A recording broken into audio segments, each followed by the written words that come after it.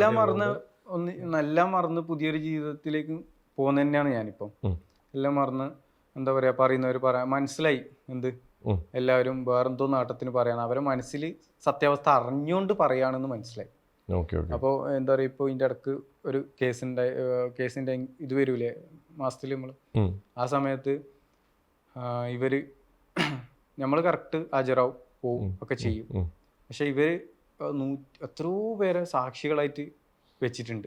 പക്ഷെ നമുക്കറിയില്ല ഇത് പുറത്ത് പറയാൻ പാടുണ്ടോ. ഞാൻ എന്തെങ്കിലും പറഞ്ഞാൽ അത് പുറത്ത് പറയാൻ പാടില്ല, അപ്പോൾ DVSP വിളിച്ച് ചൂടാവലും ചീത്ത പറയലൊക്കെയാണ്. പിന്നെ എനിക്ക് ഫിനാൻഷ്യലി കേസിൻ്റെ ബാക്കിൽ പോകാൻ കഴിയാത്തതുകൊണ്ട് ഞാൻ മിണ്ടാണ്ടിരിക്കണത്. ഈ കാര്യം സത്യം പറഞ്ഞാൽ ഇനി എന്താവും നമുക്കറിയില്ല.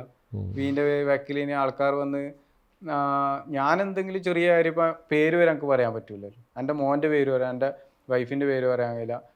അത്രക്കും എൻ്റെ ആരും അല്ലായിരുന്നു എന്നാണ് ഒറ്റ ദിവസം കൊണ്ട് ഇങ്ങനെ ആക്കിയവർ. പേര് ഒന്നും പറയാം. പക്ഷെ എന്താ പറയുക, എല്ലാം പഠിച്ചവൻ കൊടുക്കട്ടെ. കർമ്മ എന്ന് പറഞ്ഞ സാധനം എന്തായാലും തിരിച്ചടിക്കാനുള്ള